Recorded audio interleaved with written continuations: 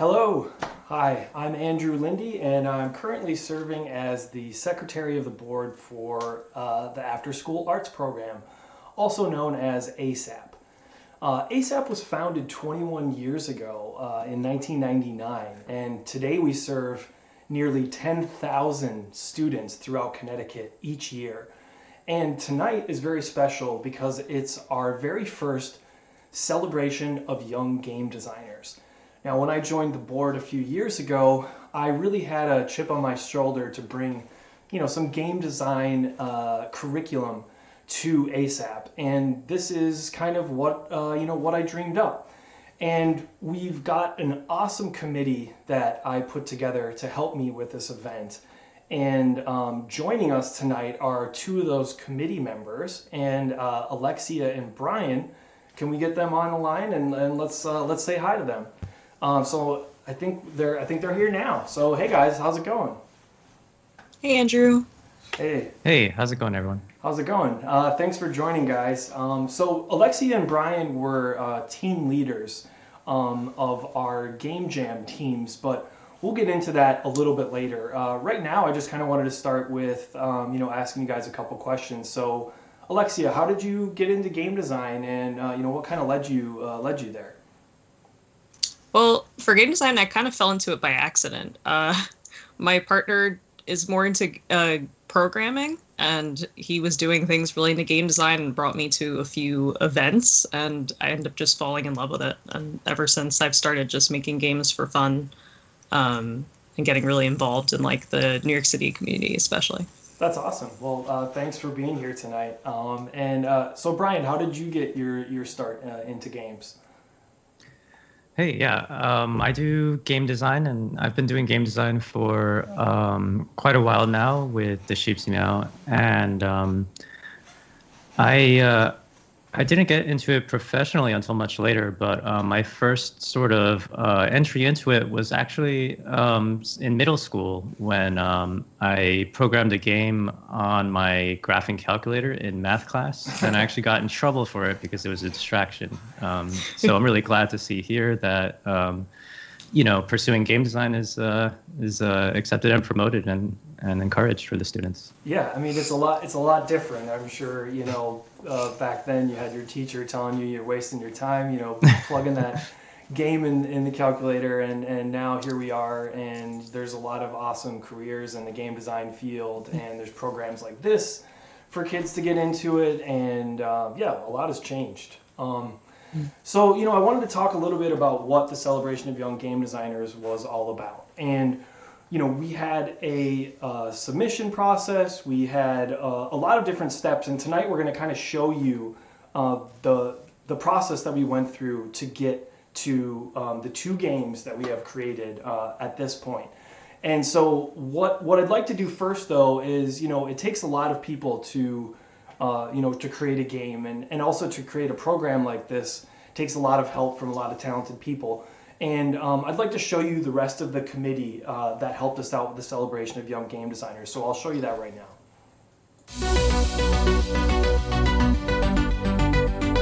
I'm Andrew McNamara, also known as Mackie, and I am a doctoral student and researcher in education of game design.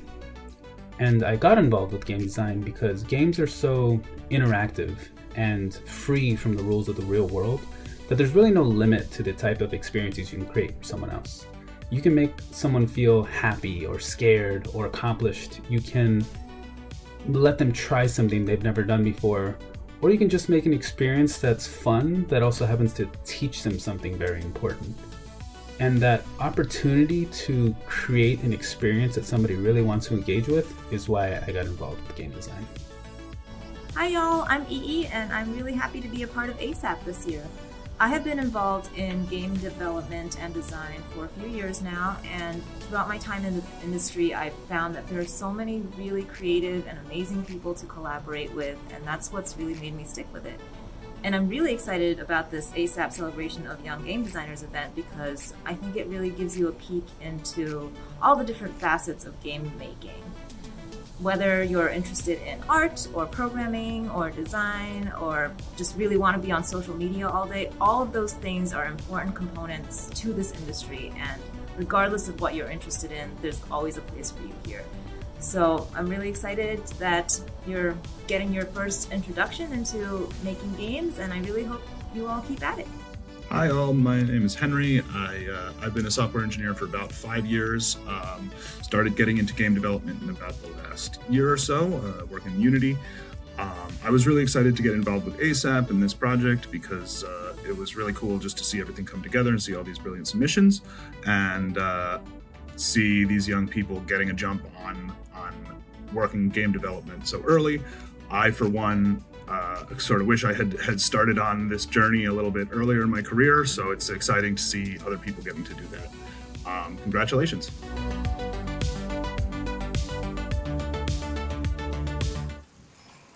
Awesome. Thanks so much to our great committee for helping us out over the past few months putting this together. It was a pleasure working with you guys.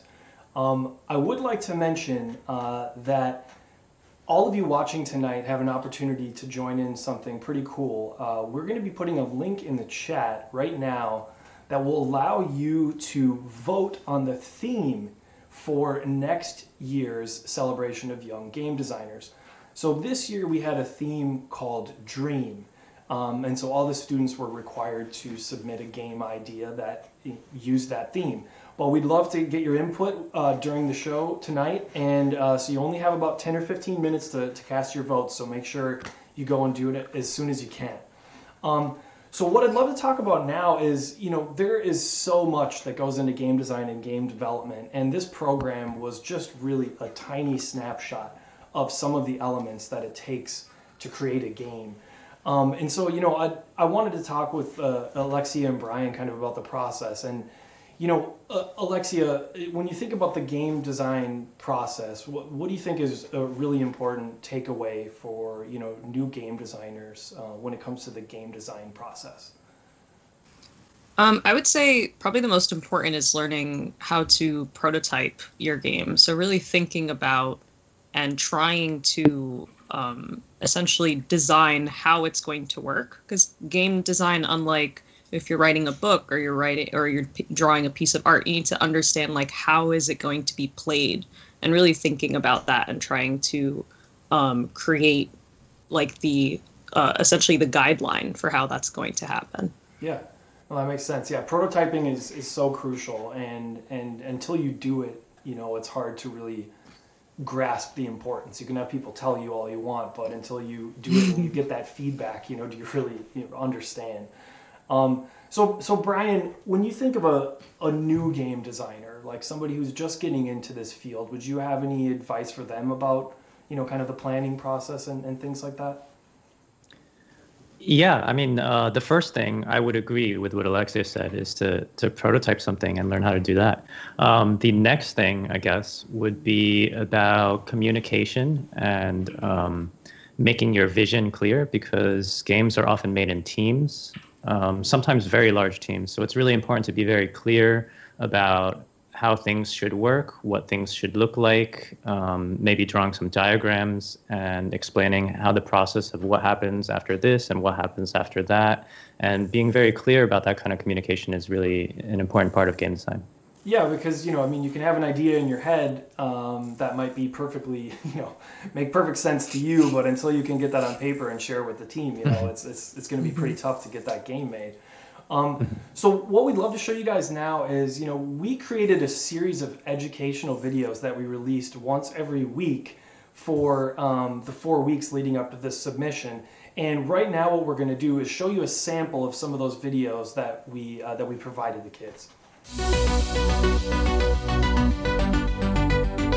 Hey game designers, it's Jenna here with ASAP, and I'm so excited to be a part of Celebration of Young Game Designers, or CYGD for short. As an artist and designer, the first thing I think about when creating a project is what inspires me. Lucky for us, the CYGD committee has given us a bit of a jump start by assigning us the theme Dream. So let's talk about dreams and how they might translate into a game. There are two types of dreams. There's the kind where you fall asleep at night and weird, confusing, or magical things happen. There's also daydreaming, or what I like to call dreaming of all my possible futures. So your first job will be to choose one of these types of dreams as the inspiration for your game design. If you head to asapct.org/celebration of young game designers, you'll see that the list I've just taken you through matches up pretty well with some of the key submission guidelines. All right, guys, good luck. I can't wait to see what you make, and I'll see you soon. Hi, I'm Andrew Lindy, board member from the After School Arts program, and today I'm here to introduce an exciting new opportunity from ASAP, which will allow you to become a game designer of your very own video game. Now, a lot of words used and techniques described for this program may be new or intimidating, but don't give up. We've created the following video to help you better understand the game design process. Video game designers go through many work cycles before they're ever ready to fully build their game. No idea ever starts out perfect, and as you build parts of your game and see how players interact with your game, you learn a lot about what you should change.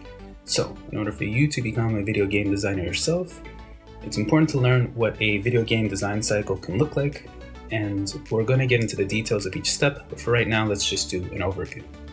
So first, you'll check what requirements you may have to follow for the game you're going to make. You'll then brainstorm and write down all of your ideas of what your game could be like.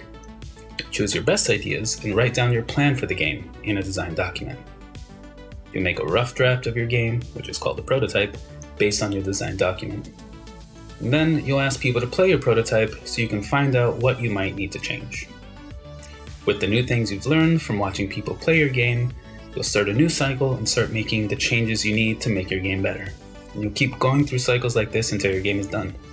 Let's take a look at how you can make a prototype of a game just using some pieces of paper and something to write with. So, let me make the character that you can move around and the controls for the game. All I need to do is make a level, and that's it. I've already made a prototype for my game. All I have to do is make the object move like it would if you actually press the buttons in the game. Game designing is fun. It's also pretty hard and it takes a lot of practice. Even professional paid game developers will still make mistakes. They'll still have to change ideas they thought would work, and sometimes they have to start a whole new game because the idea that they thought would work just didn't work at all. That's why the game design cycle repeats itself. It's why we do playtesting. We as video game designers are expecting that we're gonna find out that we have to change something every single game, every single time. And so if things are not going exactly like you planned, don't worry, that just means you're becoming a video game designer. So good luck and have fun designing your very own video games.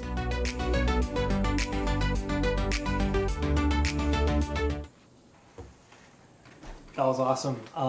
So now I'd love to talk about the submission process, because this was a very demanding submission process.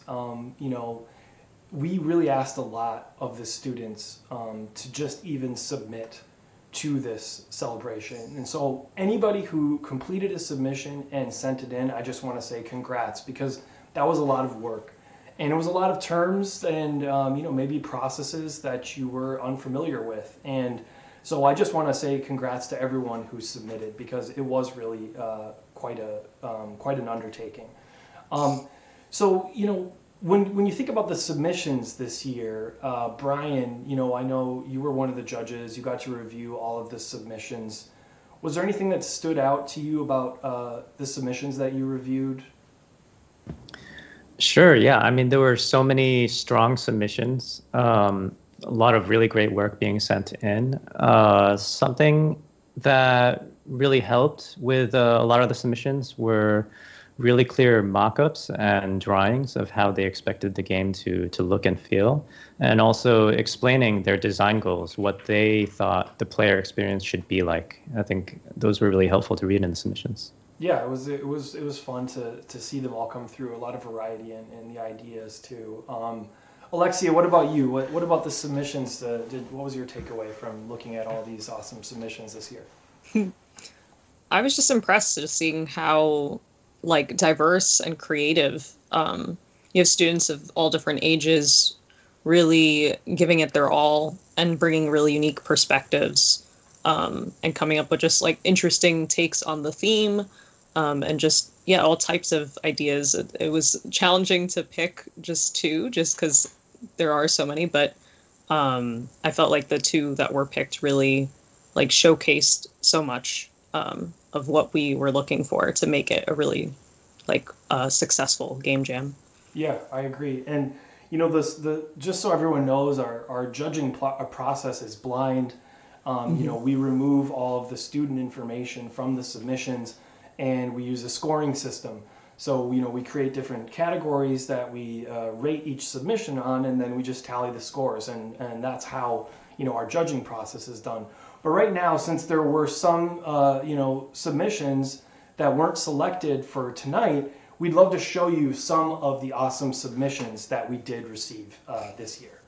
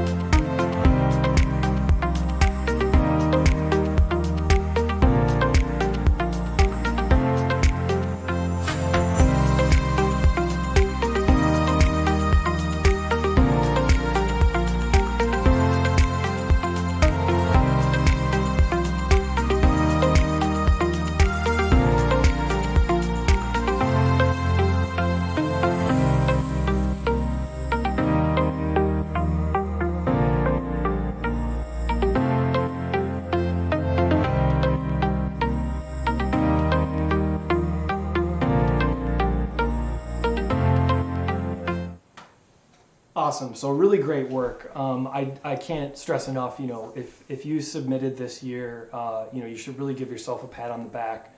And if, we're one of the students that did not get selected this time around, definitely make sure you stay in the loop and be looking out for our materials when we open this up next year. So, we kind of touched on it. Judging is difficult in this kind of situation. And believe me, if we could make every game that got submitted in, we would definitely try. But that would be a little crazy, I think. But so Alexia, what did you find maybe difficult or kind of challenging about the judging process specifically? I would say, again, it really is the aspect that you have so many different kinds of games, and games could be really hard to just get it to just a numerical what's better or what's a stronger design versus not. Every game has so much potential, and a lot of it is in the execution. So that is a challenge to really, decide on just a couple. Yeah. But it really is, I felt that we had a lot of clear elements of where we wanted to focus on to really what would work, particularly in a game jam format, because some games, they might be a much bigger concept, and that's harder to build in a short amount of time. That's a good point. Yeah, I suppose, we didn't put a lot of information about scope necessarily in the submission process because, I think we had decided we didn't really want to overwhelm people with, what's that scope. And so we did have to kind of apply some of that through the judging process, I suppose, too. So Brian, what did you notice about the judging process for this event? Yeah, as you mentioned, it was sort of a black box. We didn't know, we didn't know what the other judges were thinking or who was submitting what. So there were so many good entries that we didn't know what the final results were going to be. I think one thing that may have been a common thought was to sort of follow off of what Alexia was saying a little bit, was that a lot of the strongest entries may have been very strongly focused on one core main idea. I think that was the way the students' original vision came through the strongest, and yeah, that was my observation. Yeah, it's just, especially like you mentioned, Alexia, in this format, we really have to be targeted, and we can't, be kind of going all over the place, which, as you get later in your game design career, you can have bigger scope. But yeah, it definitely stood out, the students that were able to really pinpoint their ideas and communicate them, super clearly. I agree. So now we have kind of a really fun segment that we'd love to show you guys. And so, we'll have everyone can do a little home drum roll right now, and we're about to announce the 2 top selected students who had their games created in a weekend, a game jam weekend, which we'll talk about a little bit more. But right now I'd like to show you the action of having these games created.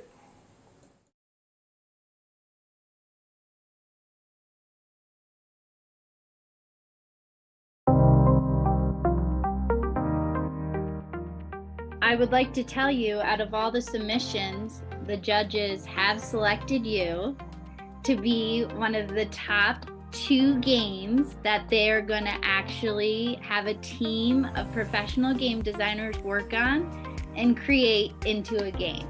So congratulations, Grace. This is awesome.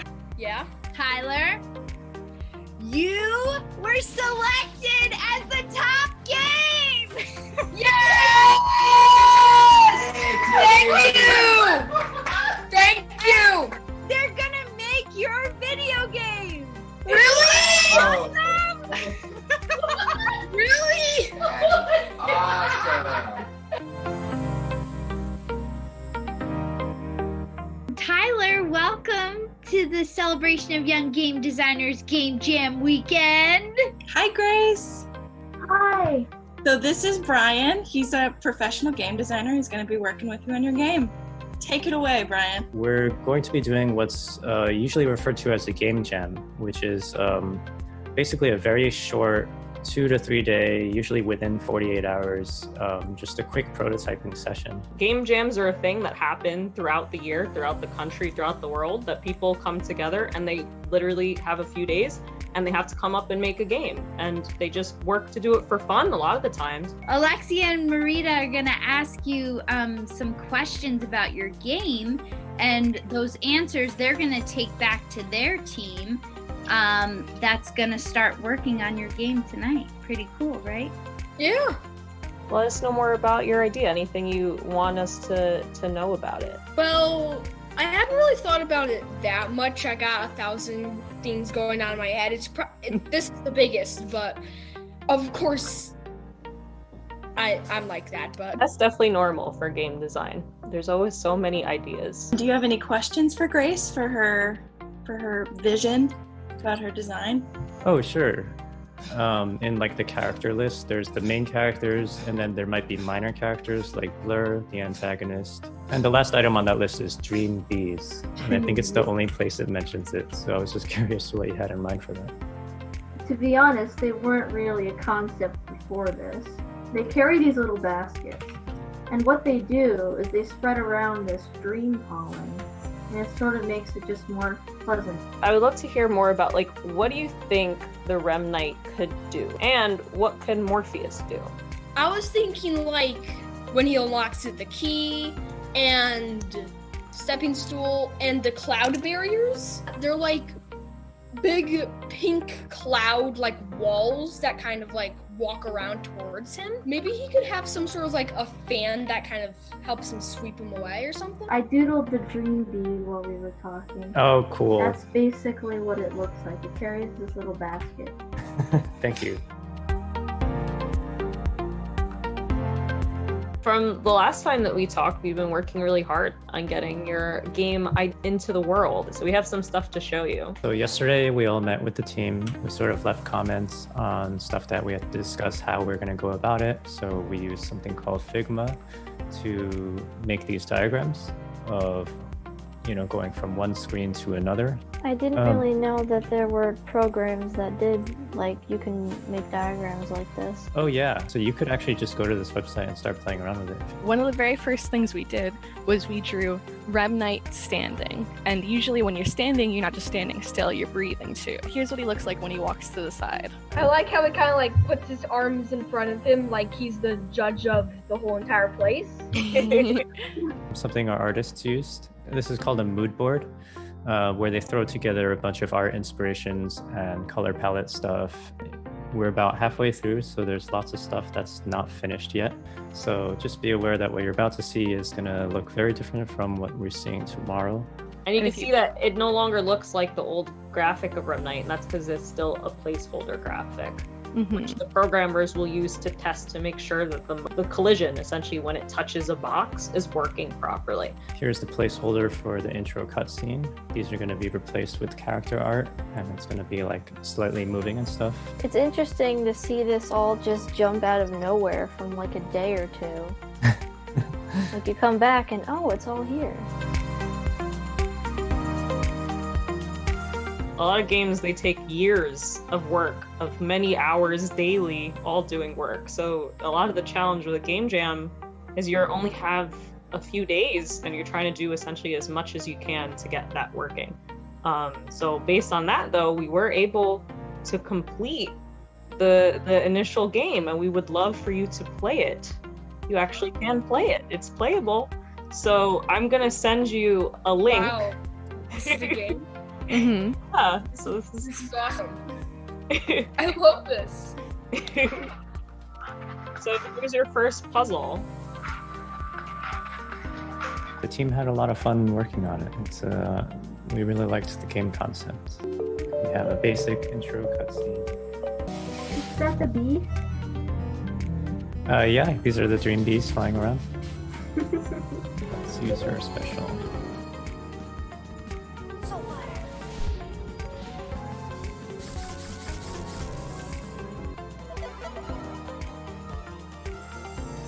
That battle, then this battle, and then the last battle, which is the final boss.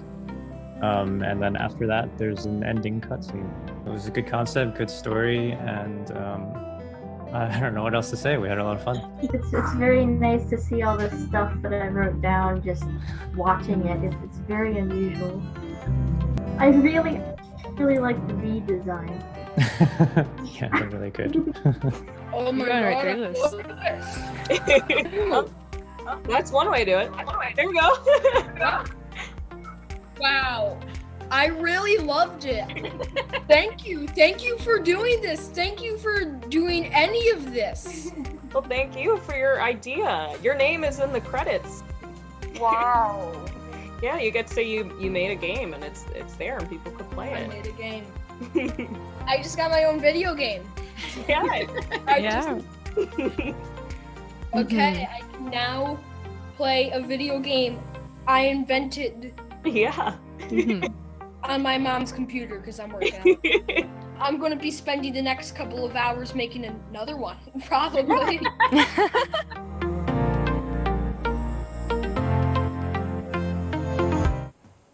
Wow, those were just awesome. Alexia and Brian, thanks so much for heading up those teams and making these games. And I just, it'd be awesome if we could put the link to both of the games in the chat, because all of you at home can go visit these links and you can play these games for free right now and for forever past this. So it's really exciting. These games are out in the world right now, and you can play them, your friends can play them, and anybody who's interested in game design or even just video games, please send these around and show them that next time around, if they can submit a video game, maybe they can get their game made. So I have an important announcement. The results are in, and the people have spoken, and we have a theme for next year. So you can get ready to put on your thinking caps and start coming up with ideas right now. The theme for CYGD 2022 will be nature. Just like what's outside this window, and so you can decide how to interpret that however you'd like, but that's going to be the theme. So now I'd like to come back to the Game Jam weekend, because for people who aren't familiar with the game design world, this might be something that you haven't heard of before. Maybe you've heard of a hackathon, which is kind of similar to a game jam. But one thing we as a committee wanted to do and make sure that we portrayed was making games is really, really hard, and it takes a lot of people and it takes a lot of time. So the fact that our talented developers were able to put a game together in a weekend like this, it's really difficult, and it takes a whole team to make it happen. So Brian, I would just love if you could just kind of outline your team, for example, and what kind of roles you had, alongside you to create the game on the Game Jam weekend. Sure, yeah. We had 6 people on our team. There was myself. I worked on design and programming, and I split that work up with Olivia. And she worked on programming and design and some writing. On the art side, we had GJ, who worked on environment art and user interface art and all the special effects that happen when certain actions in the game happened. And on the other side of that, we had Laura working on character designs and character illustrations. And on the audio side of things, we had Calvert working on music composition, who worked closely with Jake, who worked on all the sound effects and the voice effects. So across 6 people in a very short amount of time, it took a lot of coordination and a lot of different people like contributing each of their own skills. And yeah, it's quite a process. And I know Alexia's team was structured pretty similarly. Oh, cool. Yeah. No, thanks for that, Brian. I think it's helpful for people to just know, how many people it really takes. And, in this short game jam environment, we only use individual people. We don't usually build out our teams or programming teams because the communication in such a short amount of time can, kind of get lost in translation sometimes. So, we've all participated in game jams before. This one was a little bit different, not only because of, quarantine, but Alexia, can you kind of tell me maybe what was different about this particular CYGD game jam compared to maybe other game jams you've done in the past? Yeah, I mean, this one, what makes it so unique is that element of having a student essentially come up with the concept and then the team essentially works off of that concept. So normally in a game jam, the main team would be the ones coming up with the game concept and then making it. Where here we have the student essentially comes up with what would be the design guide or the core from which we're building off of, which is really different because you're essentially trying to work off of someone else's idea, but also working with them to make it come to life, which gives it an additional level of challenge, but also is really rewarding because you get to make something that someone else came up with and cared about and try and really help them turn it into something they really are excited about. Yeah, it was super collaborative, as you could see through the video we showed earlier with some of your calls you had with the students. I mean, it was almost like a client studio relationship, like a little bit. Obviously, we were working together, but it almost felt like it was like these students commissioned us to make these games or something. Kind of an interesting dynamic. Well, yeah, guys, we're coming close to the end of our show here. I want to remind you to please go check out the games, go play them yourselves. We'd love for you to experience them in the way that, our students really wanted you to see them in. And, before we switch to a little credit video, Brian and Alexia, is there anything else you want to say to the audience here? Yeah, sure. I wanted to just first off to thank ASAP for the opportunity, thank my teammates for doing such an incredible job, thank the students for all their submissions, and for Tyler, it was a joy to work with. Just in general, this is such a great opportunity and experience, and to encourage anyone who's interested to just try it. Game design is difficult to do professionally, but it's something that anyone could at least start doing if it's something they're excited about, and you can learn a lot from it, even if you just make a small game for fun or make a bunch of games, whatever it is you're really interested in. That's great. Thanks, Alexia. And thank you too, for participating this year. Brian, you got any final words? Sure. Ditto to all of that. Thanks to everyone involved. And we're really excited to see what, new kind of games you all come up with now. And, just from myself and from my team, thank you, Grace. We really enjoyed working on your game idea. Awesome. Well, I want to say thanks, to all the same people. Thanks to the ASAP staff. Thanks to our awesome stream tech, Glenn, sitting right over here, making the magic happen behind the camera. Thanks to Kelly Valerius for video editing. And we're going to show slides here of some of the other credits for people involved, including all the awesome developers that worked in the Game Jam weekend. And then I'll be back right after that for a quick goodbye. But please watch the credits.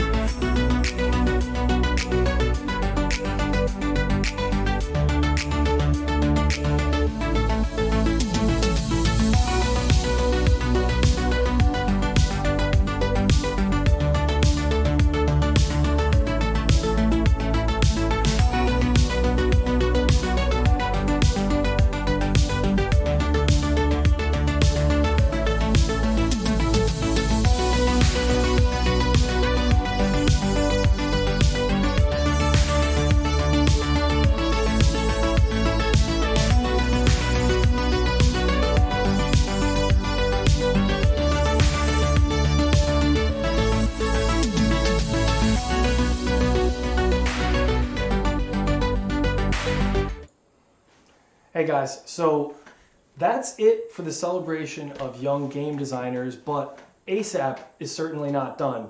So I'd like to let you know a couple more things that are coming up very soon that we'd love all of you watching to participate in.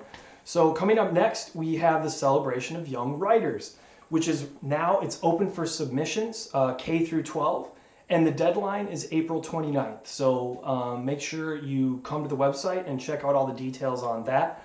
We also want to let you know that the Frank McCourt Prize for Excellence in Teaching is also open for nominations for Connecticut school teachers. The deadline for that is April 15th. We are going to put links for both of these things in the chat. You can also find them on our website, and if for some reason you can't find them there, please feel free to email us. Once again, I'm Andrew Lindy. Thanks again for tuning in tonight. We hope you enjoyed it.